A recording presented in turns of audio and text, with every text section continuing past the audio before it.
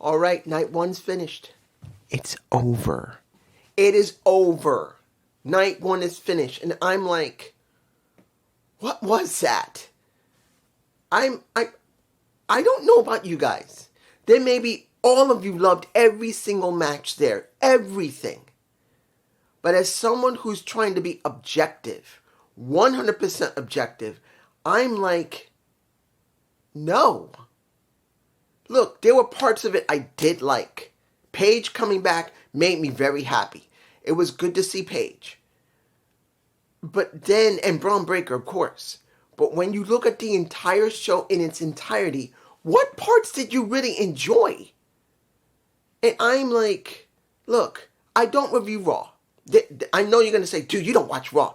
I don't review it, but it doesn't mean I don't watch it to a certain extent. If I don't have the chance to see it in entirety, I will watch a highlight of it. So at least I get a good understanding what's going on. And from what I've seen, Raw has not been good. SmackDown has been worse. And as much as anyone wants to praise Triple H or hate Triple H, I have stated the same thing ad nauseum for almost, actually more than 2 years. It doesn't make a difference about Triple H. The booking does not matter until someone above him decides to change it. I stated this 2 years ago, at least more than 2 years ago, when Vince McMahon was ousted. I said openly, you have no idea who they're going to put in his place. You have no idea what's going to happen when Vince McMahon is gone. And that's not because I love Vince. I didn't. We all knew Vince gave Ari the company because he wanted to try and keep things the way he wanted. But once Ari realized he wanted to keep things exactly the way he wanted and not really make sure money is growing. And worse, when Grant's trial came up, that ended everything. That was the general reason. I mean, of course, the Grant allegations is what eventually made him leave, but there's no way Ari did not realize there was something wrong with Vince. He had to realize that Vince didn't give two damn flips about how much money he was getting. He didn't care about the chairman position in TKO before it was bought by Silver Lake. All he wanted was to keep control the way he wanted. He didn't care if they were making huge amounts of money. He just cared they were making enough money that would satisfy Ari and that would keep him silent. But Ari's not like that. It's the reason why when Silver Lake bought him out, he got paid a lot because he's not the owner anymore. He's just the CEO of the companies. And you see what I was talking about now 2 years later.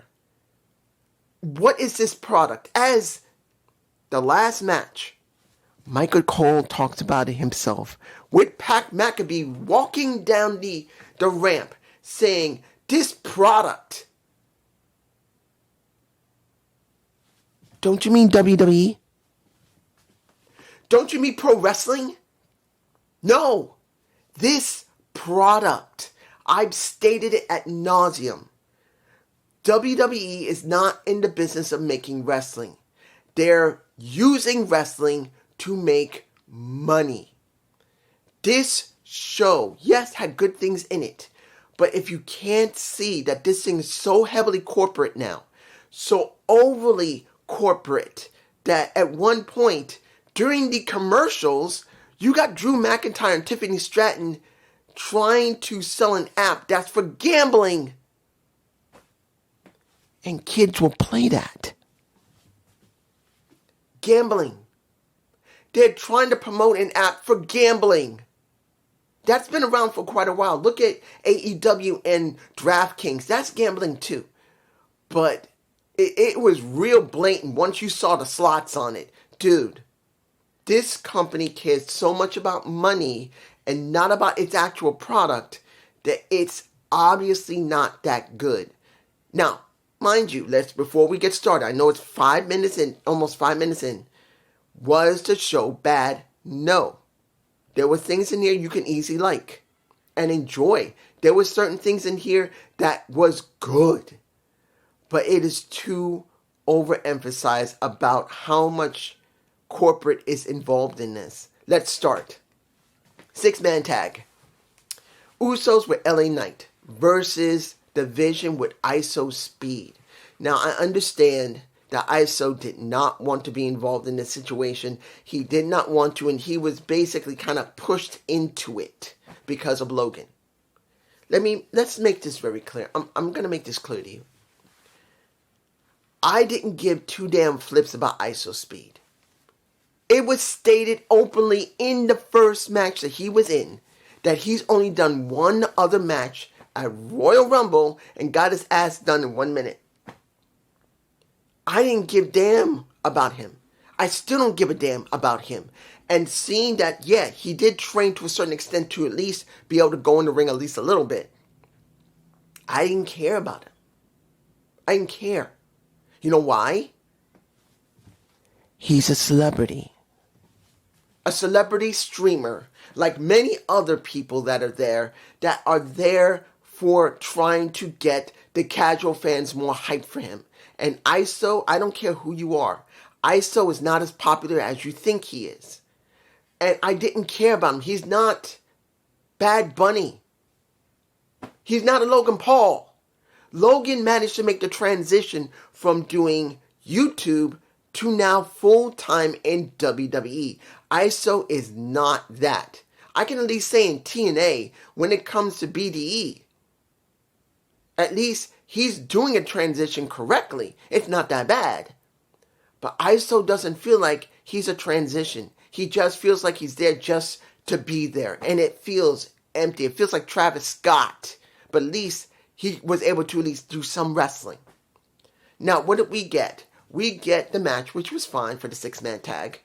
Usos work with LA Knight. But when you see the entire thing was pivoting around ISO doing what Paul and Austin Fury got pissed off that when ISO was shoved into, and I believe it was LA Knight. No, was it LA Knight or was it Jimmy? Either Jimmy or LA Knight. He was shoved into him, and that knocked Logan off the ring skirt. And Fury is angry at him because Logan got knocked off the ring skirt because of what happened, and saying, "What's wrong with you?" And that was the whole story. That ISO was not doing what they said to do. And I'm not going for it. I'm not interested. And then, here's the thing. Yes, they tried to set up the ISO, didn't even want to do a match. And he was pushed into it. And then you got... look, the beginning of the match, seeing him holding on to LA Knight like he thought he got something. Ellie was walking around with him like he was a little kid around his neck. It was interesting. But seeing that the Usos and LA Knight came back, do a 1D on Austin Fury, and then convinces ISO Speed to do a splash onto Logan Paul, onto the table. I don't even know if I got an image of that. If it is, it's there. But if it's not, I don't know. There's nothing. But do you care about ISO Speed getting that moment? I don't care about ISO Speed getting a moment. I wanted to make sure the moment goes to Logan Paul, Austin Fury, whether you like him or not, the Usos or LA Knight. Hell, the person that deserves the most shine right now is LA Knight. They've done nothing with him. He's been U.S. champion. He should be a main eventer. And they're not even pushing him into the main event. He feels like a waste of space. And understand this. I want Eli Drake to come back. I want to see LA Knight leave the company or be released and let him go off and be Eli Drake again. Either he goes to TNA, he goes to AEW. He does not need to be in WWE because, yeah, he's hugely popular. He's making great money. But what is he doing? Before he was frustrated, they were doing nothing with him. I bet you when he does his contract again, they'll just give him more money, but will he be happy? Sean is not that type of person, as far as I know, the original LA Knight. I don't think he cares that much about money. he's going to get bored after a while. If he hasn't already, if he wants out of his contract, he can't get out. He's got to wait until it runs out. But it's just me. Moving on. Second match, non-sanctioned match between a Drew McIntyre and a Jacob Fatu. Here's the thing. This is a problem for me. Look, seeing Jacob working with Drew McIntyre is great. But I gotta say this. Drew has used the same character not for the last 1 year, but for 2, 3, and counting this year, 4 years where he wants to blame people for everything that goes wrong and he wants revenge. And the problem with me is this. How many years are we going to keep doing the same thing where Drew acts like a bitch, even though he can back up what he says, that he's acting like a bitch, that he wants to blame everybody but himself? Or better yet, turn him face, even if he's a mean face, and just make him different. For me, I was already done when it came to him and Damian Priest. They needed to change his character, and they refused to do it. He's still in the same character, doing the same thing. Now it's with Jacob Fatu. Now, mind you, the feud hasn't been bad, but for me personally, anyone else, you probably are fine with Drew. But for me, I've seen the same thing for Drew for the last few years. He's gone through the bloodline. He went through CM Punk. He went through Seth Rollins. He's gone through Damian Priest and also Sammy. And now he's doing Jacob. But generally speaking, he's gone through all of them, done great matches, but he still has the same character wanting to blame people when he doesn't get his opportunity fulfilled. And that's the problem for me. How many times do you make him look bad that every time when he has the opportunity, he loses it and he blames everyone else? How many times do we go through that? Now, mind you, it wasn't as bad with Jacob, but still, it was a good match, though. I did like it. And seeing that Jacob came out with some fire eaters wasn't bad. I don't know if I got a shot of it. It's in my face. Then coming out with the werewolf mask on his back wasn't bad. Seeing Drew come out with a new sword, not Elizabeth, I believe that's his mother's name, when he had a regular Claymore sword. But, not Claymore, I forgot the name of that sword. But essentially, the old sword he had, he's not using it now. He's using another sword, which looks cool. Longer handle, larger hilt, longer handle. Looks cool. I liked it. Match was fine. And in the end, Jacob won. No problem with that. I didn't have a problem with it. I'm happy about that. I am. But still, Drew's character sucks. Even though he's done a great job working the way he has. Next match, which I'm like, what the fuck? I knew the ending. Let's make it clear, we all knew what the ending was supposed to be. Of course, we got a twist because of what happened with Nikki. Nikki is hurt. She cannot wrestle. And when you see everyone come out, you see what can I say about Bliss and Charlotte? They're not in the main event, which is fine. But they're not the main event of tag either, which is also fine for me personally, because they should be used sparingly. Look, people still love Alexa Bliss. People still love Charlotte or hate Charlotte. But the point here is this. Use them wisely. You can use the heat they get because of people not liking them. You can use the pops you get when people love them. Just use them wisely. And do I believe they're being used wisely? No. But use them wisely when you do. Then you got Bayley and Lyra Valkyria. I feel like they're the only real legitimate tag team that has personality.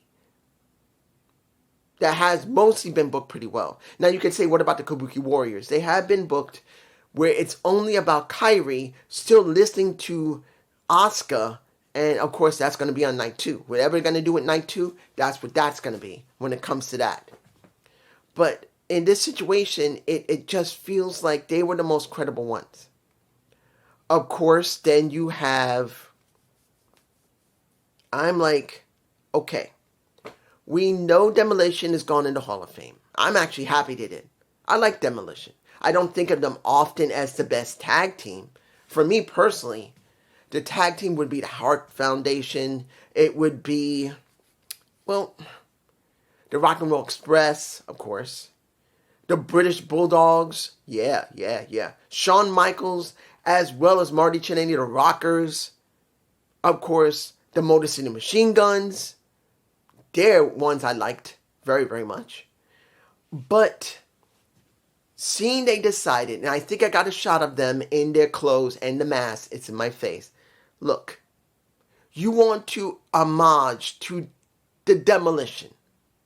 Axe and Smash. Why the fuck are you wearing white? If I got that picture, I'm showing it again in my face. Why did they go out there in white? Why? I'm sorry. Look, I'm not shaming neither one of them because they're big women. No. Let's make it very clear. Last Legend, she got a nice ass, a great pair of tits, and she moves good in the damn ring. She may not be perfect as a wrestler. She doesn't speak 100% right most of the time. Not all the time. She's not always great when it comes to her ring work because she can be a little sloppy. And she doesn't show like she can really lead a match yet. She's good in the ring, but that ring general work needs to be improved. I like Lash. I didn't like her character when she was around Lyra because I felt that character just didn't work. The bougie bully, she had to earn it with me. And she has. But then you look at her with Nia Jax. And Nia's always been very spotty. Let's make it clear. Nia has been spotty for years, where sometimes she does good work, sometimes she does above average work, sometimes she does some stupid work like breaking Becky's nose and hurting several people, including hurting R-Truth. But since this run, she's done generally pretty good. But who was the one who came up with the idea of them both coming out in white? I would rather them both coming out in black. I don't care what they say. Oh, you're doing that because they're both women of color. I don't fucking give two damn flips. They're both women of color. I don't care if she's half Samoan, half German. And that's Nia Jax. She's German, Samoan. And the bougie bully is just a black woman. I don't give two damn flips about the damn color of their skins. They're pro wrestlers. They should have gone out in black and looked like freaking Demolition. If they're homaging the men, then wear freaking black. They both looked weird in white. They both looked strange in pure white ring attire. I don't know about anybody else but me. It didn't make any sense. I'd rather see them coming out like Axe and Smash in black, flat out, with black masks, and just come out and whoop their ass. They did a good job in the ring, though.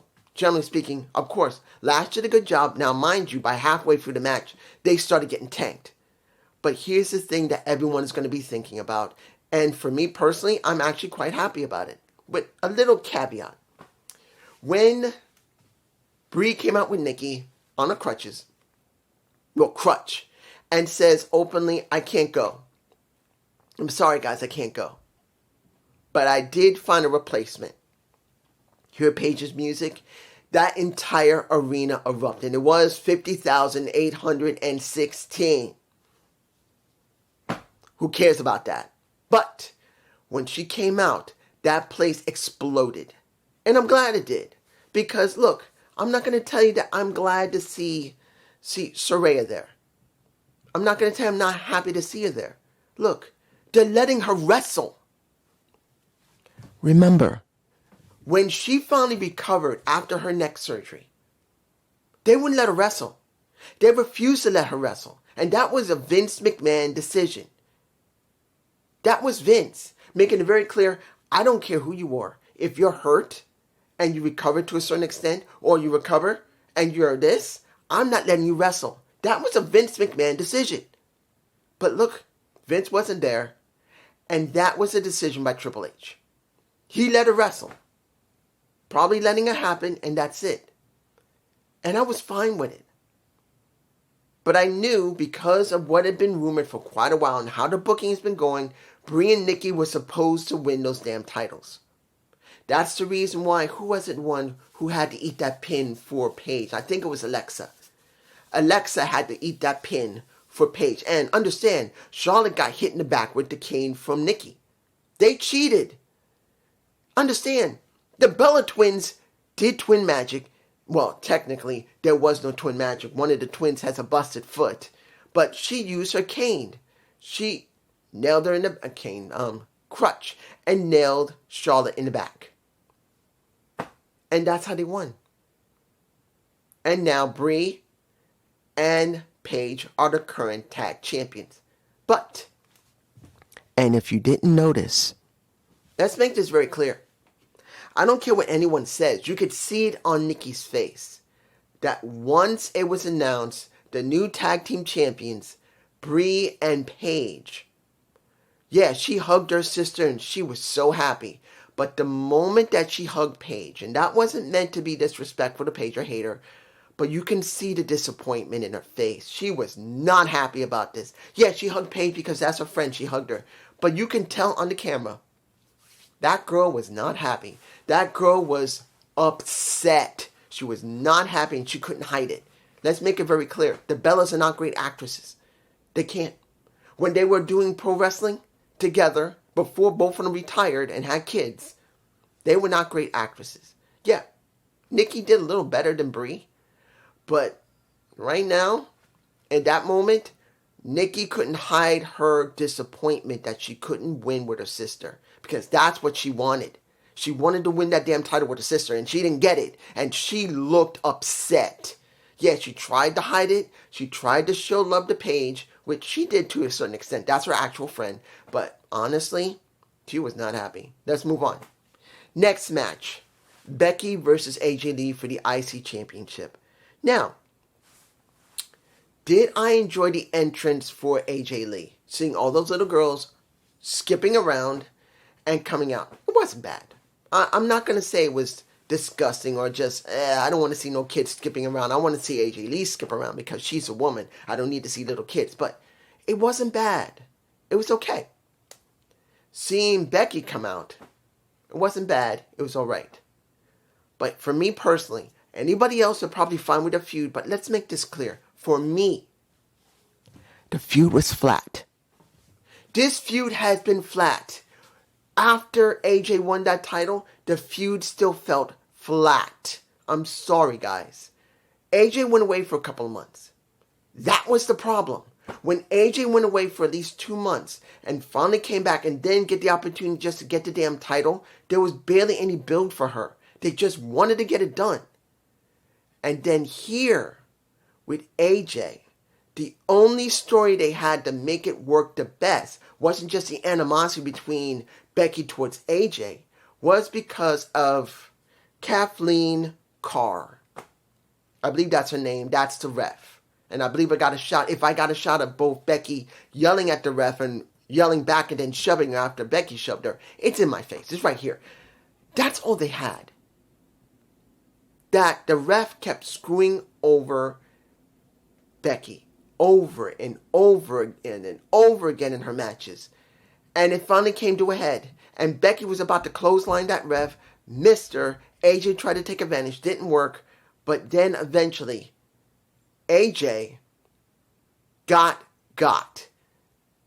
She was set up. The ref didn't help. But once that pad was off there and once you see Becky jam her into that corner and AJ was stunned, she couldn't kick out. And Becky got the title back.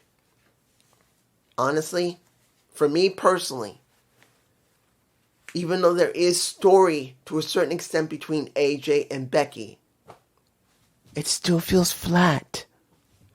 It still feels flat because of such a long time between their feud. And then when they did finally get back to it, they rushed it as quickly as they could to the next pay-per-view. And then AJ won the damn title. I would have rather see AJ win it here or Becky try to retain here. That's what That's what it feels like it should have been. It should have been that AJ had to wait those couple of months to WrestleMania. Then she tried to win it here. Now, unless AJ could not keep the title because either she has something she needs to do out of WWE or she's injured in real life, I don't know. And I'm not going to tell you I know because I haven't checked. But as far as I'm concerned, AJ should have tried to either get the title here or Becky should have retained the title here. Because then it would have made the story better because they would have had more time letting AJ go up against a whole bunch of other women, and that would have been it. And I know you're going to say, well, AJ did have a couple of more women, but it didn't feel like it was enough. But there's just me moving on. The match that I did like, Gunther versus Seth Rollins. This was a match I liked, even though the story wasn't that good, due to the fact that Braun Breaker was injured, and Bronson Reed was injured, and the only person that was left were two guys that really that didn't make any sense for Seth Rollins to mess with. That is the reason why Gunther was involved in it and had to be interjected because there was no Bronson Reed and there was no one there. There was no Breaker, so we only had this to keep us busy until one of them came back. The match was fine. I did enjoy it. But by the end of it, when you saw someone get speared out of their boots, and that was Braun Breaker running down the damn ramp at 23 miles an hour and nails Seth Rollins, throws him into the ring, and Gunther wins. I'm like, okay, good. Now, this is a part of WrestleMania I actually did like, because now, Braun was healthy enough. In fact, he was so healthy after he speared him, after it was over and Gunther left. You see him come right back down the ramp, flat out, as fast as he could run down that damn ramp. And he speared him again, and everyone loved it. And you see Paul Heyman at the end, hugging Braun Breaker. I'm fine with it because it makes sense. You're going to do everything you can to make Seth lose everything. And I'm fine with it. I'm glad to see it. So that was one of the matches I really did enjoy. Next, let me give it to you like this. Did I care about... How can I say this? Look, the Women's Championship match. Stephanie Vaquer, to me, understand, I don't hate Stephanie. I don't hate at all Stephanie Vaquer, or Julia for that matter. But I said this back when they were in NXT. Flat out, 100%, if anyone has been watching me as long as they've been on the roster of NXT and then to the main roster, you know what I said. They had no characters. Neither one of them, Stephanie or Julia, has character development. The only one that ever did, and you've seen what's happened with her on NXT, that's Zarya. Zarya is the only one who had character development. When it came to Stephanie, no character development. When it came to Julia, no character development. Instead of doing what they're supposed to do, that means, and I say this and I've always stated it. Hang on. Time was about to run out and I didn't want to get cut off. But when you bring someone in from somewhere else, it is your responsibility as the promoter and the creative to start building this person into a character that will work with your company. You do not 100% use their reputation to get them over. You don't do that. When you do, it's going to fail. Every single time. You use part of it, yes. But then you start building their character from the ground up. Building their reputation from the ground up. Making them feel important. Helping them to improve their mic skills. Improve their work in the ring. Give them some type of charisma to make people want to love them or hate them. And with Stephanie and Julia, nothing. They used their reputation. And that is the reason why when they both were in NXT, each of them got titles and they felt empty. And then when they went to main roster, and you see them botching, you see them angry, that both of them have won titles. And they feel blank. Julia has been working with I'm like when it comes to, not Keone, I forgot her name. It's been so long when I thought about James. But she's the only one that means anything between her and Julia. James is the only one. I keep forgetting her first name. But then you look at Stephanie Vaquer, who had this match against Liv Morgan. She stood no chance. Look what Liv did. It's in my face. I think I got the image. She made a damn music video dancing around with dancers while she still looks like she got her ass kicked by someone in the block. Understand, if she was back in Jersey, or in New York for that matter, and she pissed someone off, she would get her ass handed to her, and she'd have a knot on her head, look like she got her eyes punched out. That's what she looked like. And she had more character than Stephanie did. Next to the dancing, she had more character. She's a well-developed character, and Stephanie feels completely inept. And that sucks. And I'm gonna say this right now. I know there's going to be some Spanish people who watch this. They're going to say, you're being racist, dude, and you're supposed to be half Spanish. I am half Spanish. But I'm here to tell you the truth. Stephanie is shit. And it's not because I hate her. It's because she's Spanish. And because of what's been going on with AAA, which is not a promotion anymore, but it's been bought by WWE, they pushed her as much as they could because they want to make Mexicans and any Latin American feel happy. Not to make her feel important. Guys, I care about someone being relevant. I don't care if you're black, white, Spanish. I don't care if you're transgender. I don't give two damn flips. Build them correctly and make them feel important, feel relevant. Stephanie Vaquer has been pushed to the moon. And it's only due to the fact that her involvement with AAA and her reputation. They used her reputation for years now. And how does she feel? Empty. And people cheer for her. And I'm not denying it. People cheer for Stephanie. Many women cheer for Stephanie. Many men cheer for Stephanie. Many Latin American men and women cheer for Stephanie. But if you really look at her for what she is, what character does she have? Give me an answer down there. Tell me, what type of character does she have other than being a very generic face? What is she? How does she feel to you? Other than just being Spanish and winning a damn championship. What is she? There's nothing.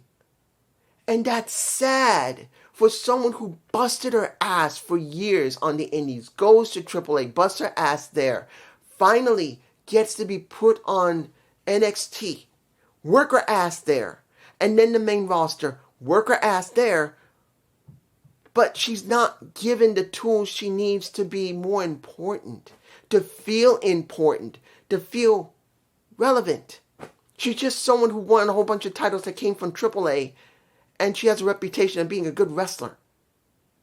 Look, Stephanie's a beautiful, physically beautiful woman. I would love to be a husband. Damn, she's gorgeous. But if I was a husband, I would be angry looking at what's going on and say, girl, look what you're going through. They're not giving you the right writing. What have you done? And I'm sure she can't do anything about it because she's got to do what they give her. But still, moving on. Final match. Cody versus Randy. Wait, before we do Cody and Randy, let's talk about what happened with two people. Well, actually three. They did a lot of video segments with Hulk Hogan, showing him about WrestleMania 3. I'm fine with that. Michael Cole has now celebrated his 25th year doing WrestleMania. You can say a lot about Michael Cole, but I'm glad he did. I'm glad they did that. They gave him that gift. I'm kind of hoping that if Stephanie's going to do it, that she should interview him. Hell, I would like to see Chris Van Vliet interview Michael Cole. Because after all these years, and you can say a lot about Michael, but he deserves to be given that respect of an interview by either Stephanie, that's Stephanie McMahon and her show, and Michael Cole on Chris Van Vliet. I would love to see him on Chris Van Vliet. Because he's earned it. As far as I know, he's never done it. Final. The one that was included with the 50,816 was Bianca Belair. We hadn't seen her in over a year due to the fact her hand was so messed up she had to have surgery. We thought, oh, she's come back. She's wearing a blue robe. Looked great. Looked nice. Comes to the ring, and that was after the announcement from John Cena, who is her host. She gets in the ring. John Cena was about to leave. He says, no, you don't need to leave. I want you to stay. There's something I got to show all you after saying thank you and all the love you've given me. There's something I want to share with all of you. Unzips that robe. Shows a big ass belly. I think I got that shot. It's in my face. Girl's pregnant.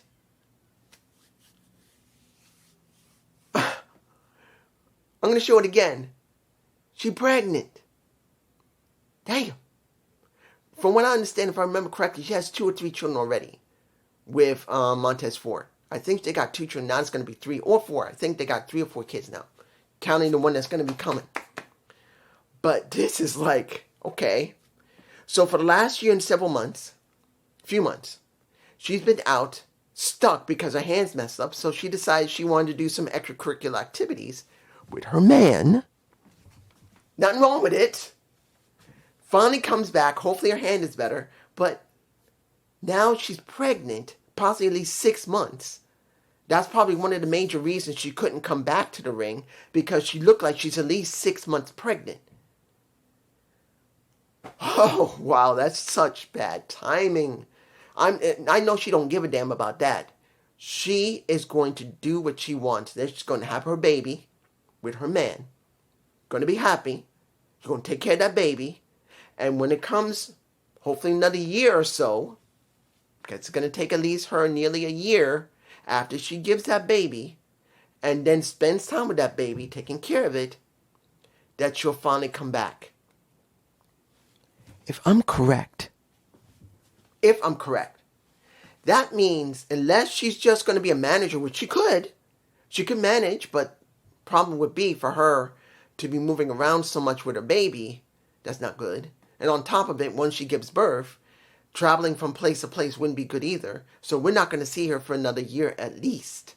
So this girl has been gone over a year and maybe 2 months, or 3 at the most, at least, and maybe three or 4 at the most. She will not be back for about 2.5 years. Let's make this very clear. I'm saying it right now. It's not meant to be disrespectful to her, but this is about the truth. She got hurt in the last WrestleMania. Hand was messed up. It's been a year, or at least a year and a couple of months. And was it WrestleMania? I think it was WrestleMania last year. She might have broken her hand. So it's been a year for her.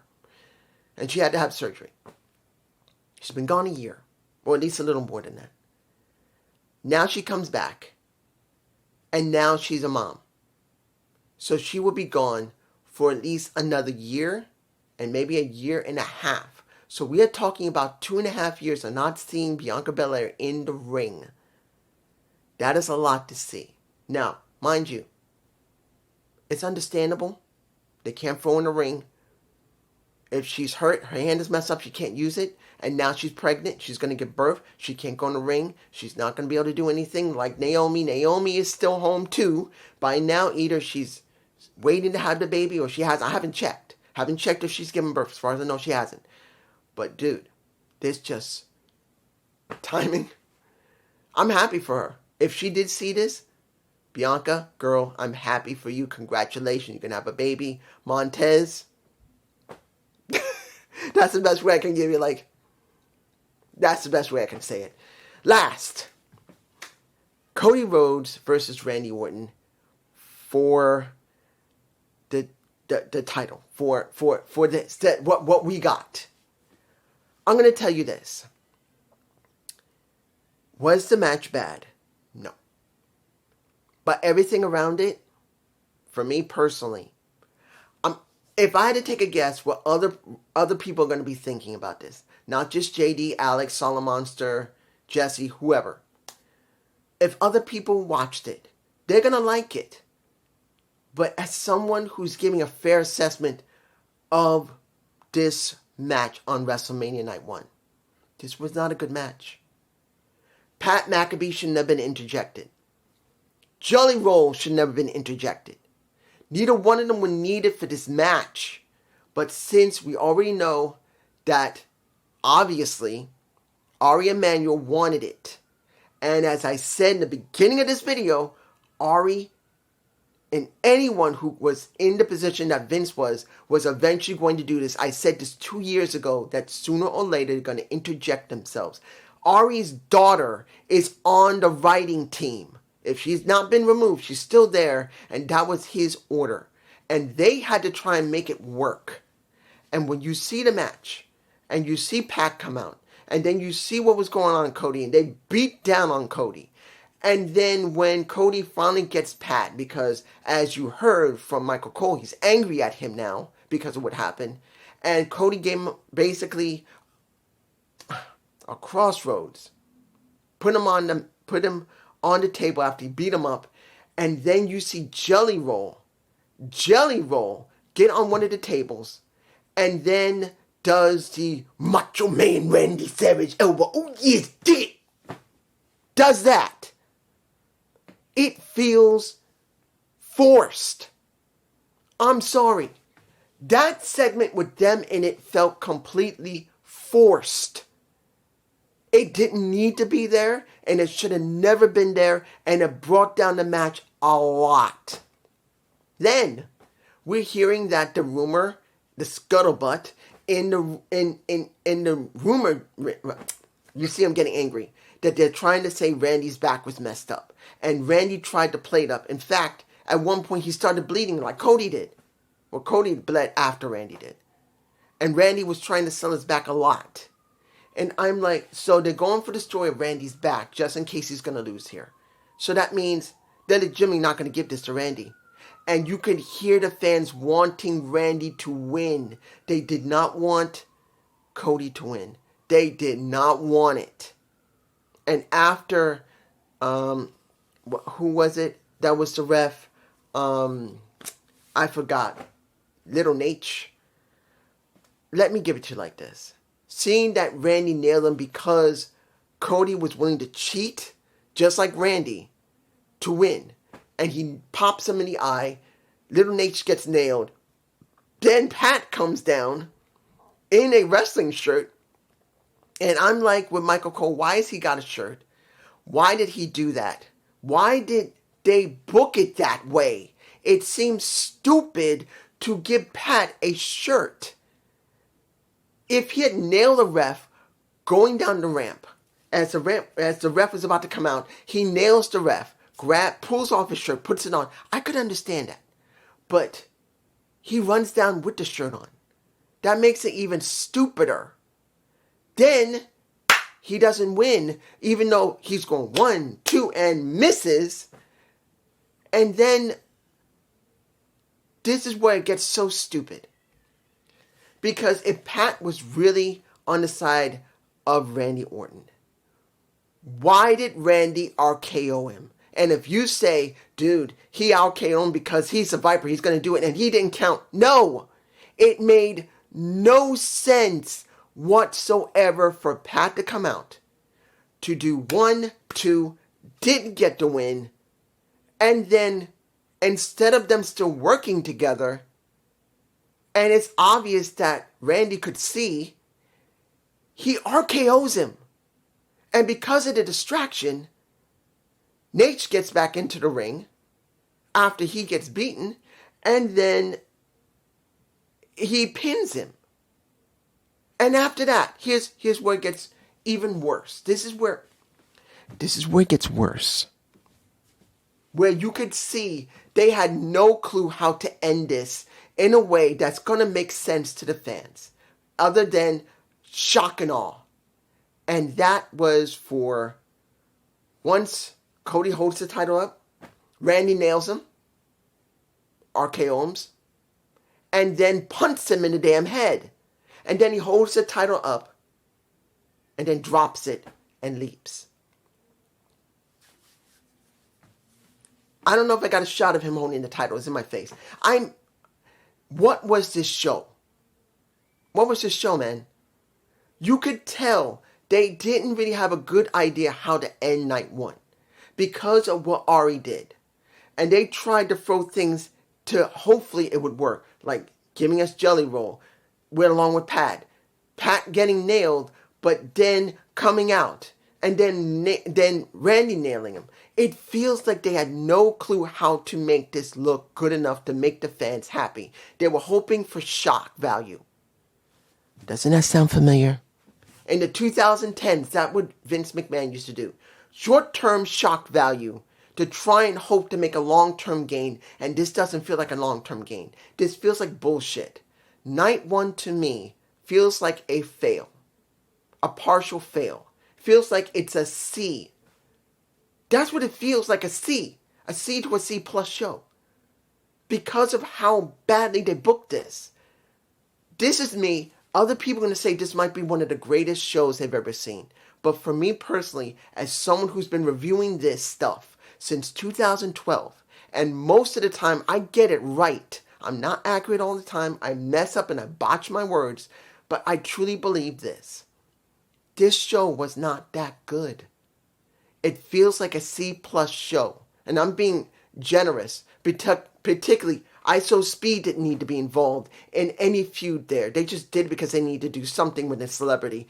Then Jelly Roll, who's another celebrity, was interjected. And then Pat, by the damn CEO, putting him into this when legitimately he shouldn't have been put in there. He should not interjected him, which the story already between Cody and Randy was actually good. History already, by doing this, hurt the show.